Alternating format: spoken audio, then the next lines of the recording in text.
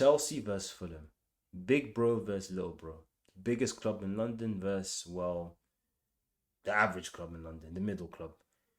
Obviously, I actually really love this derby, the West London derby. I feel like it's kind of underrated nowadays, even though throughout history, I think we played. This is actually a fact. We played Chelsea versus Fulham played in head-to-head history 39 times. Chelsea won 24 out of the 39. Fulham won 3 times. Three. But obviously now they're kind of a good team. And then they have a good manager with Marco Silva. So we cannot underestimate them. We cannot underestimate them. Last season, they actually beat us at Stamford Bridge. So we don't want this to happen again. If you guys remember, Rodrigo Muniz basically scored last minute. God, oh my days. If that happens again, I'm actually gonna, no way. We should be. This is. I'm just gonna say this in general. We should be winning this game. Obviously, they drew twice, Fulham, against, I think, Brighton and against Manchester United. And with United, I watched that game. Essentially, United were doing really well the first 10 minutes, and then Fulham basically contained them because Marco Silva is a good manager, knows is tactically adaptable, and yeah, this is going to be a tactics match between Maresca and Marco Silva. How would I want Chelsea to play? I actually got the team ready. Let me show you. Yeah, essentially, I want a 4-2-3-1. If you guys remember, Cole Palmer is sadly out. Romeo Lavia is sadly out. So it's a bit sad, Our best attacker is out. And if Cole Palmer was here, I'd obviously start him and I'd start João Pedro as I'm at 9. But he's not, and that's sad. So, and of course, I'll probably want to stick Romeo Lavia somewhere. I'll probably figure out, but this is the team I'll start. If you guys remember last week, Reece James was on the bench. I think it's just mainly management because you don't want him to be injured all the time. And basically started Gusto, who done really well. Hope that's the Val. Obviously, this time I want James to start. This guy's our captain, our leader, and he should be playing. Kukurea obviously should start. Now, our centre backs, right? If you guys remember, Cole was injured, right? ACL. So we have Tosin, Chalobah, Fofana, Badiashile. And Badiashile, I don't know if he's even available. So mainly Fofana now is available. And yeah, Fofana's basically been out for a while. You can't just obviously start him. So I'll start these two who done a decent job. They done well last week against a poor West Ham side. So standard back four. I'll start Caicedo, Enzo. Need I say more? Need I say more? There's nothing me to say. They should be obviously starting as our pivot. Now, this is interesting, right? Because I think Chelsea fans will probably have different opinions, right? Some people might say start Esteval. Esteval was man of the match last week, even though he shouldn't be. Let's be real. I love Esteval. A talented player. But it should have been João Pedro as a man of the match last week. But obviously, hype. It is what it is. Now, I thought to myself, Fulham plays usually 4-2-3-1. They play a compact 4-2-3-1. How should we play this, right? And they usually play as, I think, Tete and Robertson as their fullbacks who are pretty pacey fast. How would I want Chelsea to play? Now, João Pedro is a very versatile player. He can play as a 9. He can play, I guess, wide, but I don't think it would be good wide compared to centrally as a 9 or as a 10. So I want him to play as a 10 slash a shadow striker. And I want Neto to basically be, obviously Neto should always start our winger. Now, people might say, well, yeah, Esteval should be as a 10 and João Pedro should basically maybe as a double, maybe I'd be like partnering up with Delap, or maybe be playing up as on the right.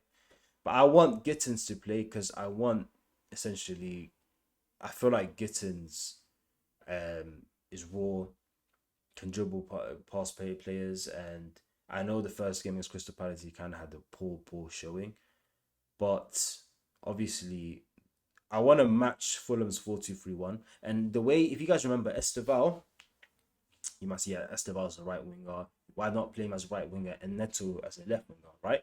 But the thing is, right, Esteval isn't really, as of now, a good touchline winger. Now, what do I mean by that? If you guys remember the Club World Cup, right? This guy, when I was watching the Palmeiras game. This guy was not. They played him as a touchline winger. This guy was not good, man. He was not going past players, and if you play him as more of a centrally, right, inverted, someone that can just go in, right, I feel like he can do the job. And I feel like if I want Esteban to play, I want him to play as of now, right, more as a 10, a right 10, rather than a right winger. If you know what I mean, right? Someone that can just go inside. And I feel like if I play him, especially in this formation, and I want Reece James to play, or not Gusto, that means there'll be a lot of inversion, right? And I want two touchline wingers at least, because if Reece James is coming inside, there's gonna be this whole thing's gonna be clogged, and there's no one's gonna be out wide apart from Neto. So I want at least one other person out wide, which is Gittins.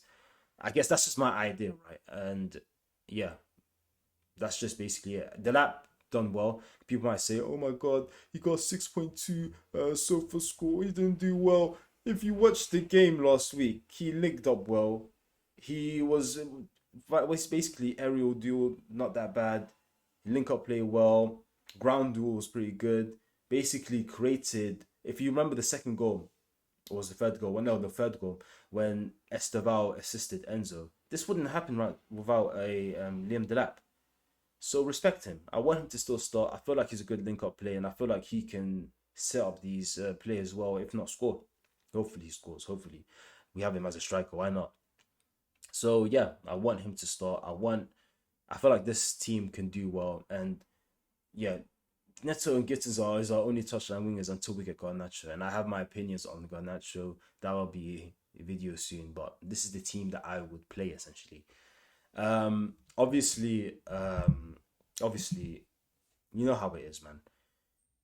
If Esteval plays, I'm not going to be upset. I like Esteval. If it's Maresca, I trust in Maresca, but I want Reece James to start. That's just my non-negotiable. I want him to start. I feel like he's our best right back, and I want, if our worst comes to worst, Gusto can come on as a sub. And if we're not creating chances, then fair enough, Gusto can come on, and we can play similar to how we played against West Ham, the basically essentially 3-4-1 when we were attacking.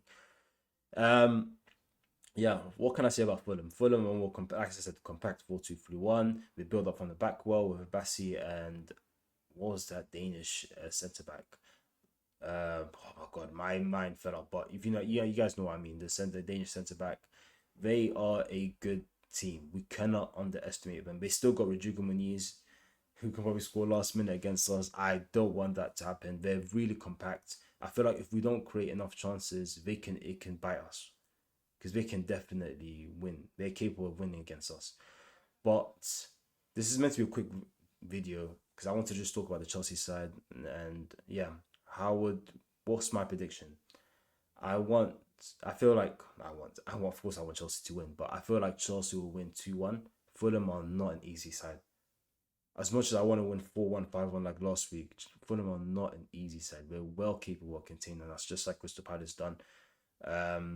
If we don't create chances, it will bite us. I don't want us to play slow. I want us to basically score our goals early on, and basically, yeah, it's all about momentum with this game. And if we score early, we will win. I feel like, and if we don't, I feel like Fulham is going to get more compact, and they're going to just basically play with the momentum, and they might, as you remember last year, just score the 2 goals, because I remember last year we were leading 1-0, and they scored 2 goals, and especially the last minute goal again with Rodrigo Muniz.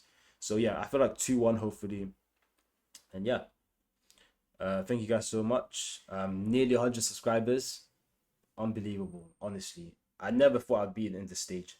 I never thought I'd be a YouTuber, but yeah, I'm enjoying this, and yeah, thank you guys so much. Hopefully, like, subscribe. I got more videos coming up, especially my opinions on Garnacho and Facundo and Xavi Simons going to Spurs, which kind of upset me now, but it is what it is. But yeah, thank you guys so much. Like, subscribe, and hopefully we win, man. Up the effing Blues.